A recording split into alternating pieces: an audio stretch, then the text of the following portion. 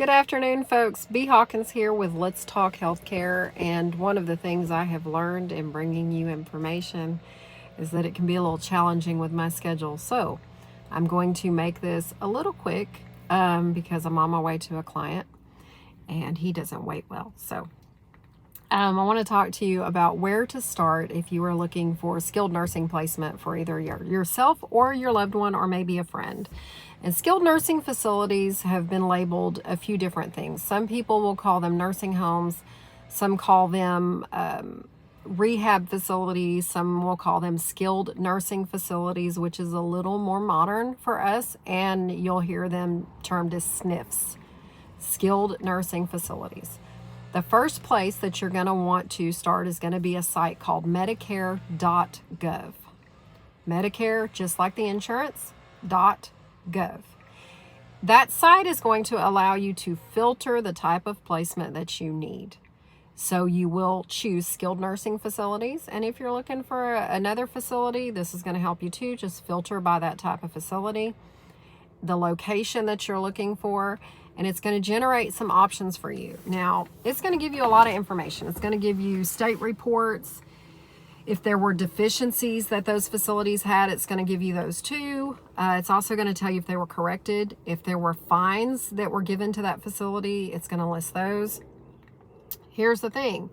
These reports are great, but they're also used to help facilities fix things. So even though you see the deficiencies reported in there, it could be old. Make sure you check the date.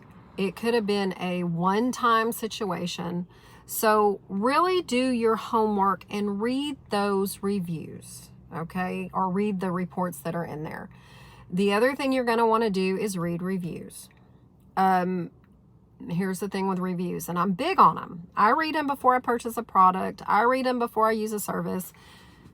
But we all know that it only takes one person, one trigger, to go on and react online and post some awful review.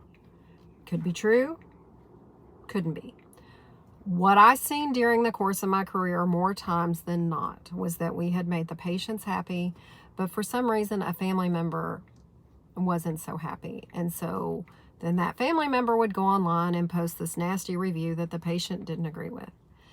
So if you see one bad review, but you see 20 great reviews, don't take that bad review at face value. It could have just been a one-time thing. It could have just been the person. Because I can tell you, after giving over 20 years to customer service, you cannot make everyone happy. You can try, but you can't make everyone happy. It's just not going to happen. The other thing you're going to want to do is tour.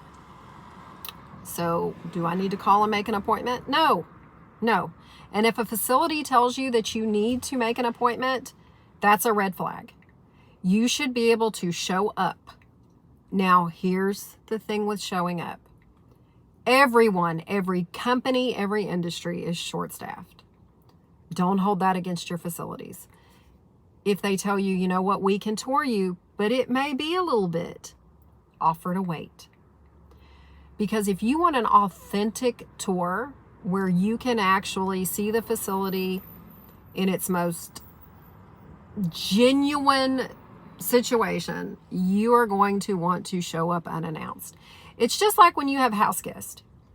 You know that you have family or friends coming over. What's the first thing most people do? You tidy up. You pick up clothes off the floor. You do the dishes. What have you. You tidy up the space.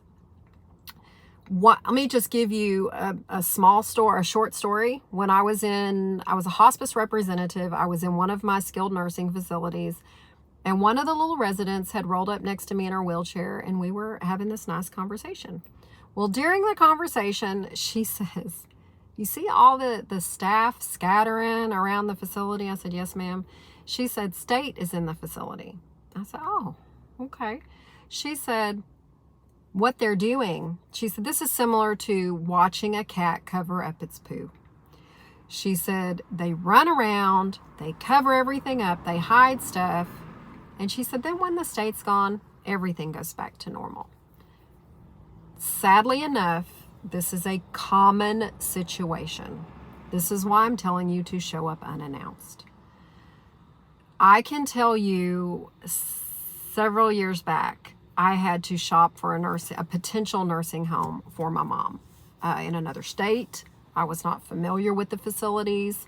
I had to do exactly what I'm telling you to do. I had to go online, I had to search, I had to read, and I only had about 48 hours because I had to get her situated, and then I had to go back to Texas so that I could go back to work. So my tours took place on a weekend. And I was already anxious because I know how the weekends can go when it comes to tours. And so I had a list of about 5 to start with.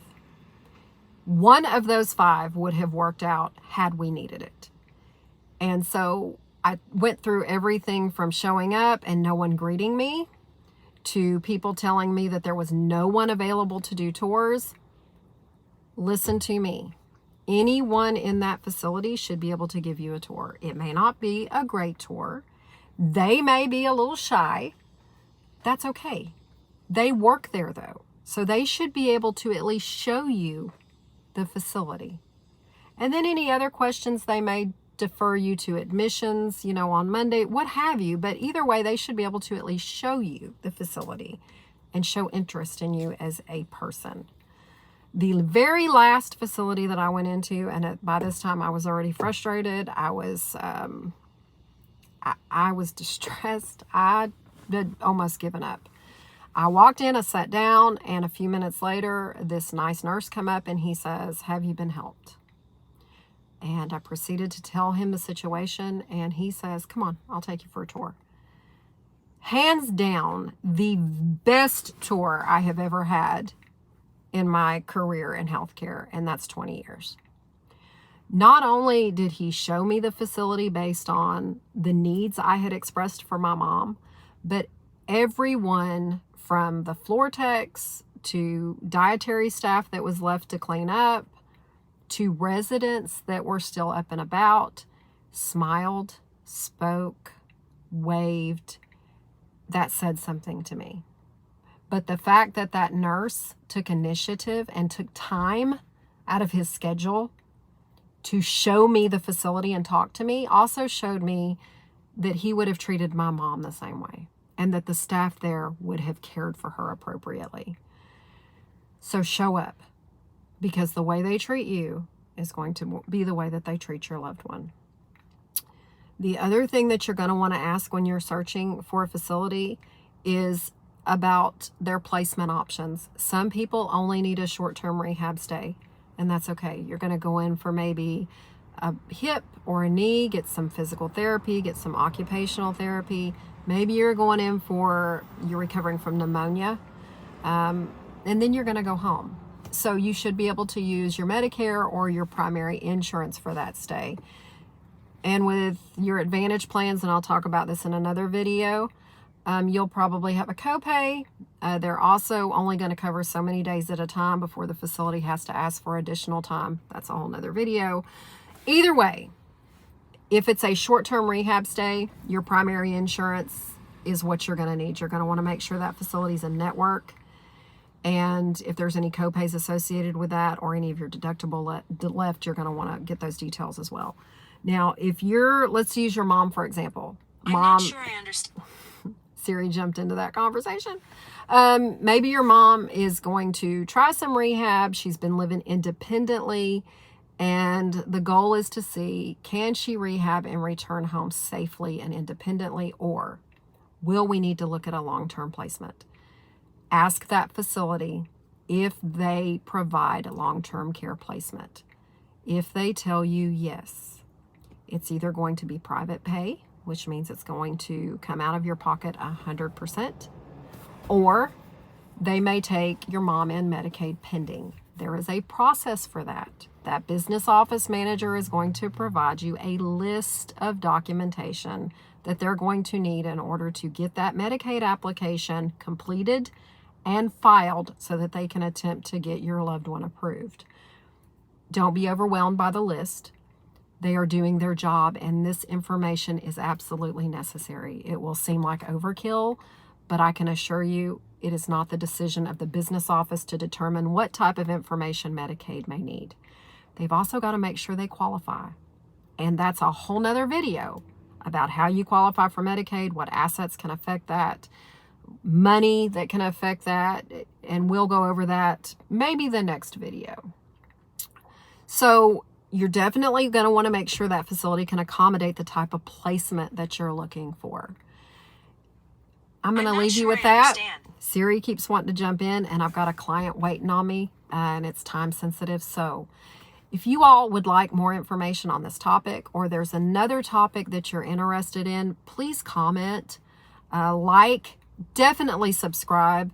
And the goal is to bring you the information, if I need to, more than once a week. But it may be in my Jeep while I'm in front of someone's home waiting to go take their pup outside to go potty. So, B. Hawkins, Let's Talk Healthcare signing off. You all like, comment, subscribe. Have a great day, and let me know what you need from me. I'm happy to help.